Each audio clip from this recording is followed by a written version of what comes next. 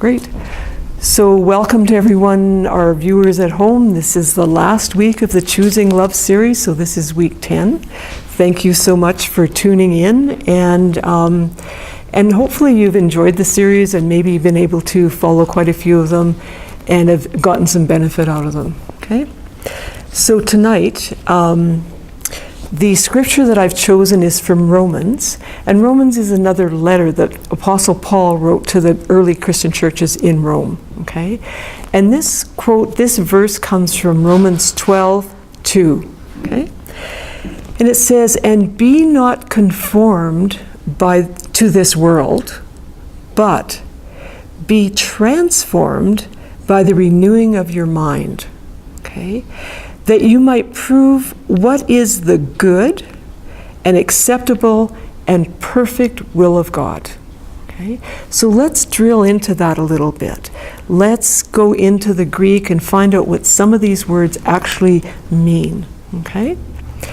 So conform means to fashion one's mind or character after another's pattern, a pattern that we see. And it says, "Do not be conformed to this world." This world is means the age that we're in. I mean, you could call this age a lot of things: drug, sex, rock and roll, whatever, that kind of thing. There's lots of things going on. But Paul is saying to the early Roman church, and still to us, do not fashion your character, your mind, after the world that you live in. Okay? But instead be transformed. Transformed comes from the word metamorphos, okay? And it means an actual change in form. So like the caterpillar changes into a form of butterfly that's hardly recognizable as the same character, right? And so in more modern day language, we might call this the evolution of consciousness. I remember one time Eckhart Tolle was being interviewed by somebody, and they asked him, they were talking about all the CDs he'd written and the books and the workshops he'd done. And they asked him, they said, "Eckhart, what is your greatest accomplishment?" And what he said was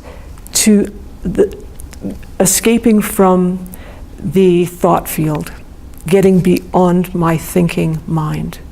Okay, that was his greatest accomplishment, and being able to stay there. And so that's transformation. That's the evolution of consciousness, when we're not caught in the matrix. Okay? We're able to get out of that matrix, the fear-based thinking mind, because the egoic fear-based mind. And that was his greatest accomplishment. So I thought that was interesting. And the renewing of your mind, to renew means to renovate, to change. How many people here have ever renovated? Typically, I know these guys have, right?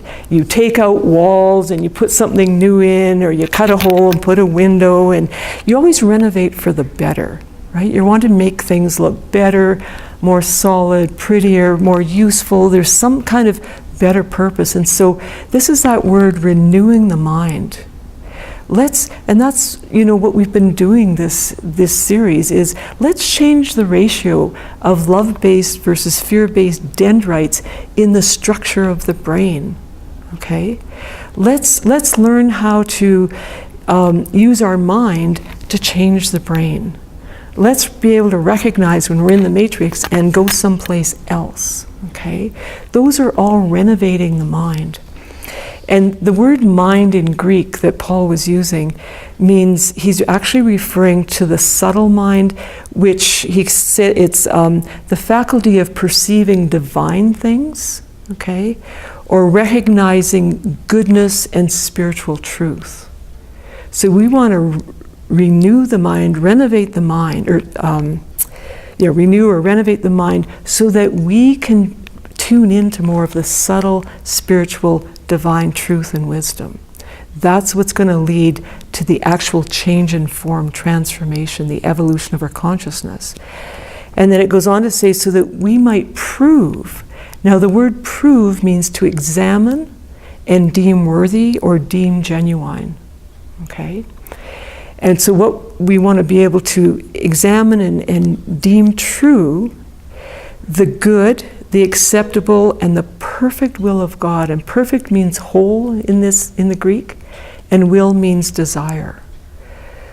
So when our mind is renewed and we can actually tune in to the subtle spiritual energies to the point where we can examine them and determine what's true, then we can know what is God's will for our lives in particular, and what is God's will for our lives in general, for humanity. Okay? And so that's kind of the understanding of this particular verse. And when I was called to use this one this week, I thought ultimately that's what I've really been wanting to do as an overarching theme of this Choosing Love series. Okay? Because here's my last prop here. Okay? Because ultimately, what I've been wanting for all of us is to learn how to, what I call, navigate the love-fear gap. Because remember, the kingdom of love and the matrix of fear are mutually exclusive. Okay? They can happen at the same time, but not in the actual same subatomic particle. Right? But in between any 2 points, there's always something in between. There's this transition. This is what I call the gap. Right? So we're either fully in love, in the kingdom of love, or we're fully enmeshed in the matrix of Satan, of evil, I should say, or fear. Or we're somewhere in between. We're traveling this road, right? We're going this way, or we're going this way. And this is a road called separation, right? Something's happened and we're separate from love, and we're separating from love and moving towards fear, or by choice we've done something here and we're separating from fear and moving back towards love. And so that's been all of the tips I've given you have had to do with navigating this continuum. Okay? So I've talked about Dr. Henry right before. He's the pastor in Be in Health down in the States that has that huge healing center down in Atlanta, south of Atlanta, Georgia. And one of the things he said was, separation from love is the spiritual root cause of disease, distress, discomfort, distortion. Okay? This is in general. There's specifics as well, but in general, that's what's going on. So when we get out of alignment with love, then right from this moment, as soon as we start separating, we are open, the door is open for us to have some kind of distress, some kind of disorder, some kind of disease, some kind of disturbance, okay? And so likewise, if separation from love is leading to that, well then separation from fear is going to be, I'll use cure in quotation marks, the cure, getting out of that and heading back to love is going to get us out of that which is causing, okay? That which is causing disease, distress, distortion, okay? From another source, Abraham Hicks this week, they had one of the little quotations that came around was, physical pain is just an extension of emotion. It's all the same thing, right? Because remember, when you unzip one of those bundles, we get thoughts, emotions, sensations, physical sensations. They're all in the same bundle, right? There's only 2 emotions. One feels good, one feels bad. And which means that you're either connected to the energy stream, when the good ones, you're connected, or you're not allowing it somehow. So we're either allowing love to flow, or we're not allowing love to flow. So it's another way of saying the same thing. Okay? So that's kind of the overarching theme. And then what I thought I would do tonight is for me, the most important part are the takeaway, the tips, the actual strategies, the how-to, because it's one thing to say, well, just for people to say what to do, but, well, how do we do it, right? And so that's what the teaching tips have been around. And so at the end of week 6, we did not have a tip. We just spent some time getting some people on a list that we could work with the forgiveness part, right? But we've had 8 tips, and I'm going to give one more tonight. And as I looked at all these tips, I realized, it just came to me that, wow, these fall into 2 groups, and each group has 2 categories. And so the first group are about unplugging from the matrix and plugging in to the kingdom of love. Okay, so unplugging from fear, plugging into love, right? And one of them I call macro separation, because it's a general thing, and the other pair I call micro separation group, because it's more specific from a particular belief. The second group have to do with, once we are plugged in to the kingdom of love, we want to switch on the flow of love going out and switch on the flow of love coming in. Okay? So, and the 8 that we've learned plus the one tonight are all going to fit into one of those categories. So it's a nice way of making sense, because it kind of says, well, what am I looking for? Then you can look for the specific. It helps you decide which process to use. Okay. So the first one, the macro separation, there's 2 in that category, and one of them, the first one is from week 3, and the second one is what we're going to learn tonight. Okay. So the one from week 3 is that one about ties that bind.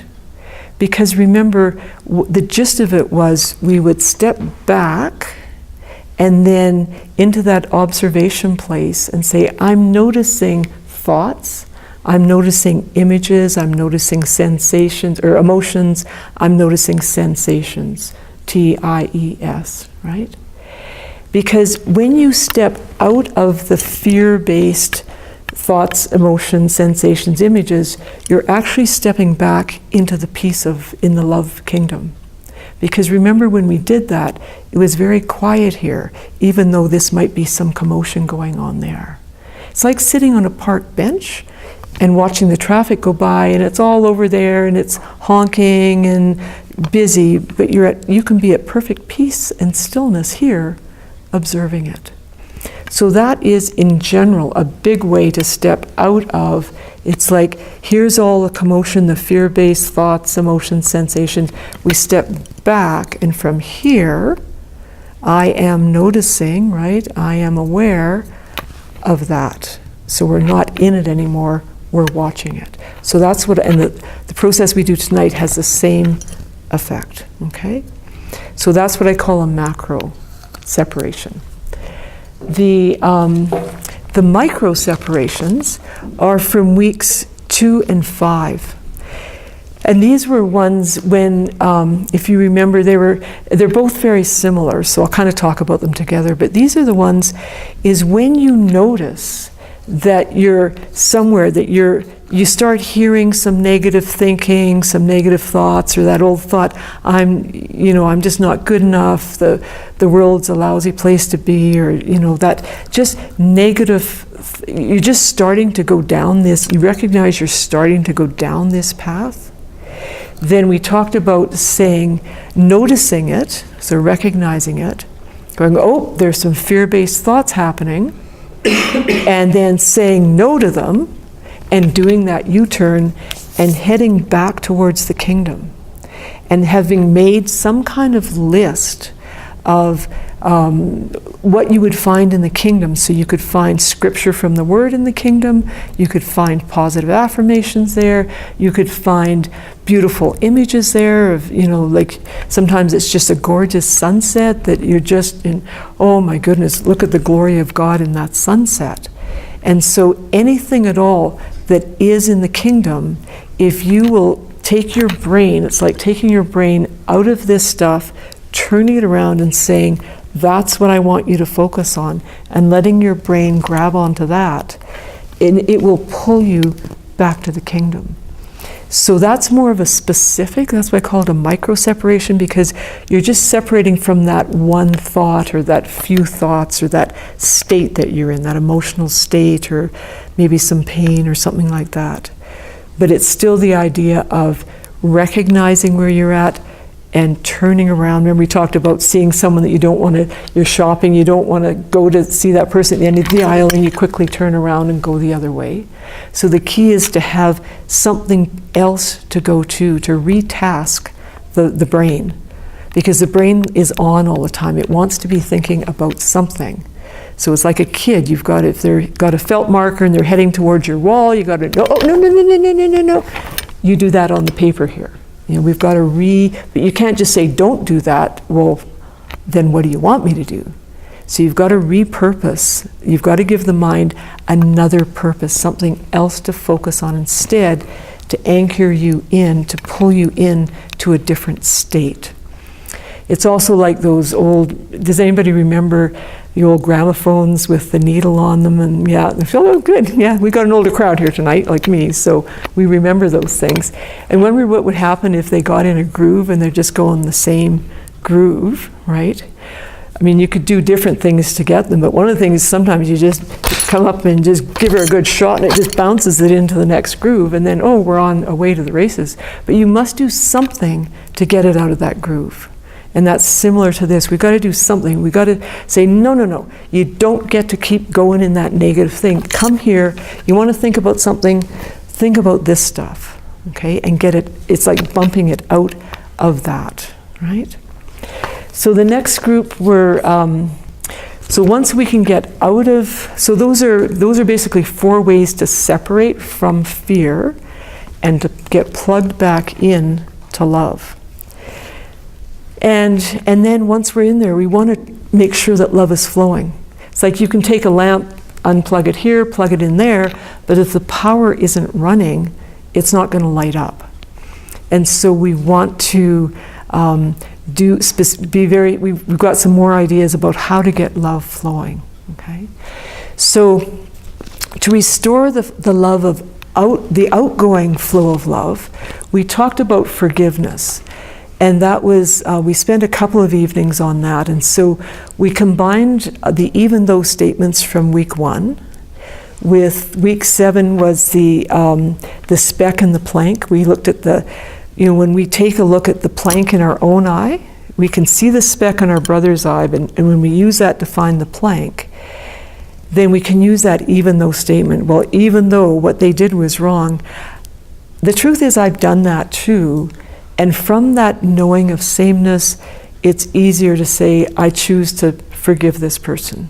I choose to let them off my hook. Now they're still on God's hook and they got to work that through with God, but I choose to stop being the judge and jury and jailer of my brethren and recognize that I've done these things too.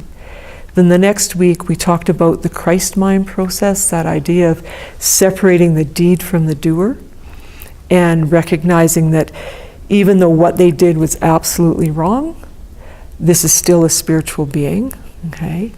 And we looked at the idea that it's not personal.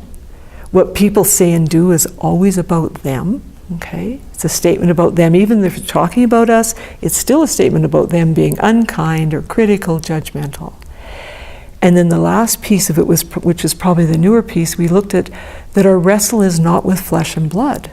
It's with the principalities and powers and rulers of darkness and spiritual wickedness coming through the flesh and blood.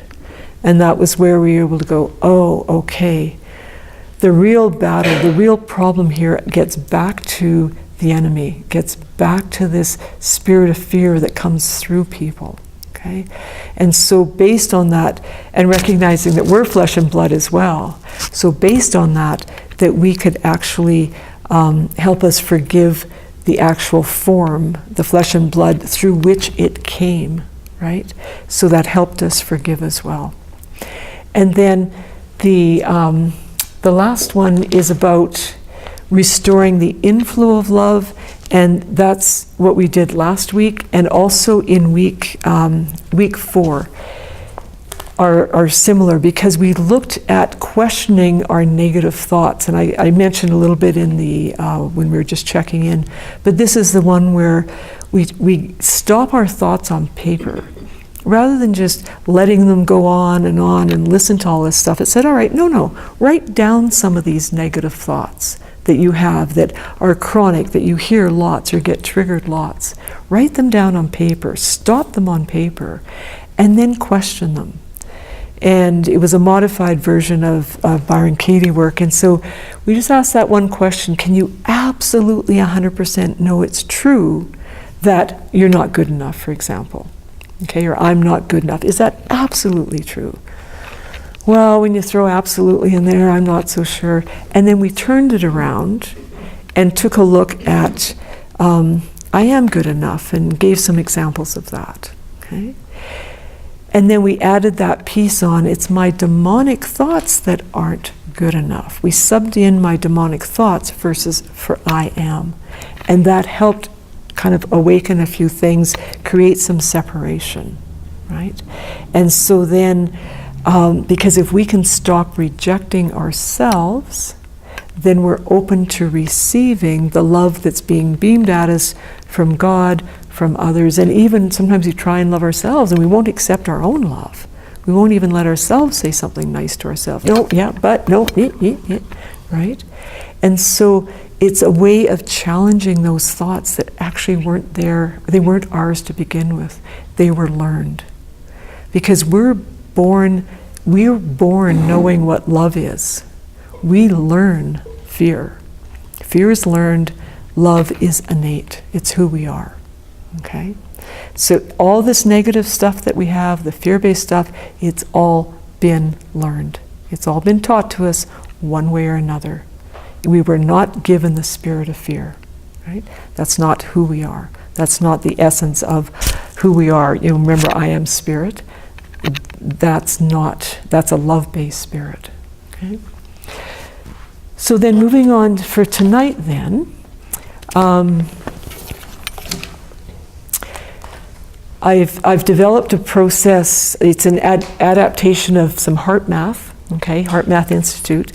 And there's a couple of things I'd like to share from that I learned. I did my first weekend training with heart math. I don't know if it was 20 or 25 years ago. I've lost, it's more than 10, let's put it that way. I lose track of time. So it was I was really intrigued by the whole thing. And now, if anybody knows, Michael's a facilitator, and a current one, he's way more up on the recent stuff than I am for sure. But the research that they've done looking at how thoughts and emotions impact physiology and way more, and from a global scale, it's amazing. They've got a great website. I'd highly recommend it. Okay?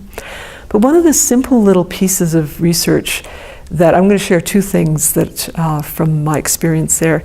It was because they hook people up to, the heart rate variability and pulse and blood pressure and other things, and then they hook them up, do a thing, then they have them do some kind of process, and they measure the change, right? So this one, they were measuring something called the IgA antibody, which gives you an indicator of the resiliency of the immune system. So they took a group of people, and they did a blood test. They checked their levels, divided them equally in half. Okay, so we had a pretty even group. And they had one group remember a time when they were angry for 5 minutes. They had another group remember a time when they were caring and loving for 5 minutes. Okay, then they took their blood again immediately, and then they took the blood every hour and checked this IgA antigen. And so both groups, let's say this is where they started out. So after the remembering of either anger or care, both of them were up. They got stimulated. They were right up. But within an hour, the one with care came down to normal. The one with anger went way down below normal. And then over the 6 hours, both of them increased. Okay? Every hour, they both increase. So you'll see the bar graphs. I've got them for you in handouts for the people here. And so what they discovered is after 6 hours, just 5 minutes of remembered anger, not being angry, remembering when you were angry, still was compromising the immune system. That IgA antigen had not recovered to its starting point after 6 hours of 5 minutes of remembered anger. And on the other hand, 5 minutes of remembered caring and kindness, okay, an experience when we did that, 6 hours later, their IgA antigen was actually above where they started from. That it just kept going higher and higher, okay? This is 5 minutes of focused energy. That's exactly what I thought. It is an incredible, experience. And so it certainly got my attention. Okay? And we were thinking, remember last week we were talking about the immune system as well, and how this rejection breaks the spirit, a broken spirit dries the bones, dried bones have no marrow, and we end up with autoimmune disease. Okay? Well, here's another thing. Anger is compromising our immune system, rather. Okay? So another thing that was interesting down there, I got introduced to the book Heart's Code by a Dr. Persall, Persall. Now, he was a heart transplant doctor, and the first third of the book is about, he ended up with cancer, unfortunately, but he really got connected with love, and it helped heal him.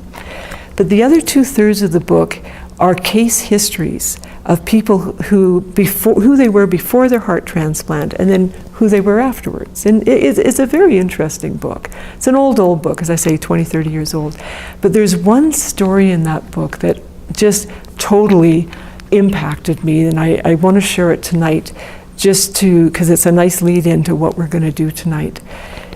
So this heart transplant, this is a story about a 10-year-old girl who had some kind of heart problems and ended up with a heart transplant. A donor became available. She ended up getting her heart planted, did wonderfully well in the hospital, but as soon as she came home, she started having these nightmares about at first it was just somebody was breaking in. It just felt like there was somebody or monsters. It was kind of nondescript, and she'd fall asleep and then wake up screaming. And of course her parents would go in and, shine the light. Oh no, there's nothing in the cupboards, and, check the doors and all that kind of thing.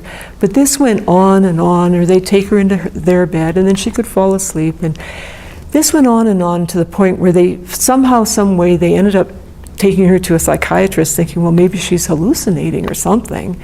Psychiatrist said, your daughter is just fine, but it could be one of the anti-rejection drugs that's causing this hallucination. But you know how everybody's specialized in medicine today. You better go back to your heart specialist and see if that's a side effect of that particular drug.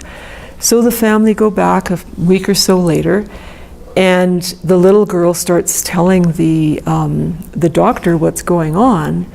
And as she's telling this doctor, and by this time it's gotten more clear, and she's telling him that I fall asleep and then I wake up, I feel like there's some big guy standing over my bed like this, right? And the doctor's eyes are getting bigger and bigger, because as you can probably guess, the donor of this heart was an 8-year-old girl who had been murdered by someone breaking into her bedroom and stabbing her with a knife, okay? And so that's awesome. That's like, holy cow. But here's the other piece that just blows me away. Based on the 10-year-old's description of the handle of the knife, because she could see it, and she drew, there was a particular design, it was a wooden handle with a particular design in this knife. Based on her drawing of the handle of this knife, they were able to convict the murderer. I'm like, oh, so this heart found its murderer, okay? Because see, here's the thing. We used to just think that the head did the thinking and the heart did the feeling. But what we're understanding now is the head and the heart are like parallel realities, right? We know that our brain thinks, we all have experience of that. And we've discovered now that the brain can team up with the gut and produce all the fear-based emotions. And that's why we often get, we get knots in our stomach and aches and pains, and then they come up and we get tight jaw and so on. So the brain both has intelligence and produces emotion. And the heart, we always knew that it produced love base. We go, oh, I'm touched, you can feel this warmth in your heart. But now we know that the heart also has intelligence. It found its murderer. Like, to me, I just think that's amazing. So HeartMath has done an incredible job of documenting all kinds of research on the power of the heart compared to mind. Michael, do you remember how many times more powerful the heart is, like energetically, than the mind when they did the ECGs versus EKGs? Do you remember roughly? 3,000. 3,000? Holy cow.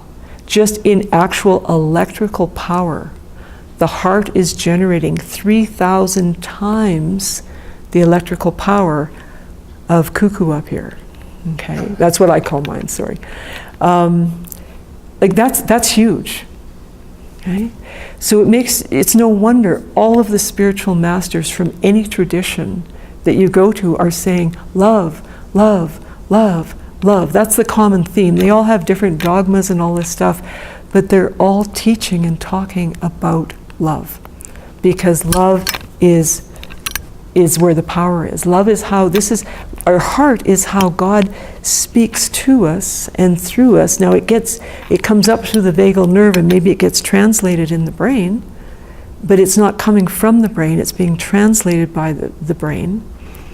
But when we're in our heart, this is how God speaks to us, where wisdom comes in, and then it bubbles up, and that's what then we get this knowing. Okay? So this particular process is about, and again, so this is, we could call this head and heart if we wanted to, because remember our egoic mind is fear-based. So this is going to be a way, in this case it would be like, oh yeah, it sort of fits, right? Head, heart, right? So this is going to be a way of shifting from the head to the heart. And I've just called it, for the people, I'm going to go through it for the people at home, and then I've got a handout for the people that are here, okay? So I call it be transformed, be transformed, okay? So the first step, we're going to remove our focus, attention, awareness from the mind, right? We're going to remove it from the brain. We're going to remove it from whatever is going on there, thoughts, emotions, sensations, images. And one of the ways to do that is to imagine, again, because energy follows intention, so whatever is going on in that milieu, we're going to push pause, push hold, intend it to stay put. Imagine putting it into a jar with a cork on it. Anything that just feels right intuitively, or something else that you intuitively want to do, just to say stop, just stop, okay? Pause. And then, and then we want to withdraw our energy from that, and we literally want to go down and connect into and hold our focus, attention, awareness around our heart for about a minute or so, okay? And so don't do it right now, let me lead it through you after. So just as a little thing I'd like you to do now though, is I'm going to give you a direction. I'd like you just to do it and notice what happens. You guys at home can do it too. So here's the direction. Put your awareness in your toes right now and notice what happens. Just put your awareness in your toes and notice anything that happens. Okay? Who noticed something? What did you notice? A little bit of pain. Pain in your toes? What did you notice? There's more sensation there. Yeah. Yeah. Did anybody notice a little bit of just wiggle or something? Yeah. That's the most common thing, is when you put your awareness in the toes, because see, before I'd said that, your awareness is up in your head, you're listening to me, you're paying attention, right? And so there's really no awareness in your toes. And you weren't aware perhaps of the pain, unless it was really severe and you were. But just the simple thing of put your awareness into your toes, and the toes go, hi, oh, where'd you come from? Who is that? Because they can move, right? And they respond, because they actually experience you as consciousness touching them, okay? Which is a very interesting phenomena in and of itself, which I'm not going to explore anymore tonight.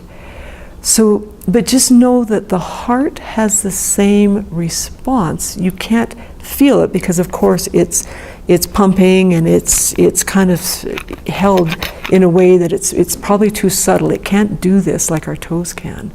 But just know that when you put your awareness in your heart registers that, okay? And so we're shifting from this mind-brain reality into the heart reality, or from fear to love, okay? And so then we're going to breathe in and out for about a minute. And it's nice if you imagine that you're breathing in and out through your physical heart or the heart chakra. It just helps you keep your focus there for about a minute, and just nice, easy breathing, in nice, long, deep, slow breaths, just relaxed breathing, okay? Then the third thing that you do is you remember an experience of gratitude or appreciation or some kind of, real genuine caring, or even in awe. So it could be anything. It could be the first time that you held your baby, for example, okay? But you do it, if that's what you're remembering, you're doing it as if it's happening again, so you're inside, looking into your baby's eyes, feeling the weight of them, the warmth of them on your arm, okay? You're not seeing yourself out there holding your baby, you're in the picture. If it's perhaps a beautiful sunrise or rainbow that you're just in awe, it takes you almost to tears, then again, imagine standing there and seeing that again, hearing out of your ears, seeing it and remembering and letting that sense of gratitude well up inside of you, because gratitude, appreciation, gratitude, the vibration of that is like a pin code to actually enter the heart field, okay? Because it's one thing to go there, it's another thing to dock or to interface or to actually enter it, okay? And so we need to raise our vibration to gratitude through remembered gratitude, to raise our frequency so that we can actually interface with the heart field, okay? And then step 4 is just relax. Just relax once you're in there. Typically, once you're actually docked in, there's sort of some people feel a little tingling or warmth. Other people just feel a letting go, or typically there's some kind of shift once you get in there. So the 4th R is just to relax into it, and ideally just be thankful that you've landed back in the kingdom again, and just relax and be open and allow whatever God may have, any kind of revelation, any kind of information revelation that may be on a spiritual level. Just be open to whatever may want to come through from Holy Spirit, from outside, from inside. It's a matter of just resting in that place, okay? HeartMath uses it in a bit different way as a stress tool for getting a second opinion. You put your stress on hold, go into the heart, ask for another option, and then wait for the answer, and so on, which is this sort of the main way that they do it. They call it freeze frame. But I use this as a spiritual tool, and it is a beautiful lead-in to our to sitting in silence. So both that stepping back from the ties that bind, is a great, if you do that first and then just let yourself go into a still meditative place, you'll go deeper. If you do this one, separate from it and come down, and just do those steps first, you will also have a much deeper, fuller, richer meditation because you've separated from this, the fear-based matrix. You've intentionally separated from the fear-based matrix and accessed the kingdom, which is where the real wisdom is, the real rich, the real depth is, okay? Because that's one of the things a lot of people in meditation have a hard time with, because they're still up here and the thoughts are just zinging and they have a hard time, really being still, versus if you will take the time and do either one of those, but tonight we're going to do this one, and drop in, then it makes a huge difference and will really deepen your practice, your meditative practice, okay? So that's it for tonight. Thank you to the viewers at home, and I really hope that you've been blessed by these tools as my life has been blessed by them, and perhaps we'll get a chance to meet someday, I don't know, but in any case, may God bless you richly and deeply, and bye for now. Thanks for watching. Amen.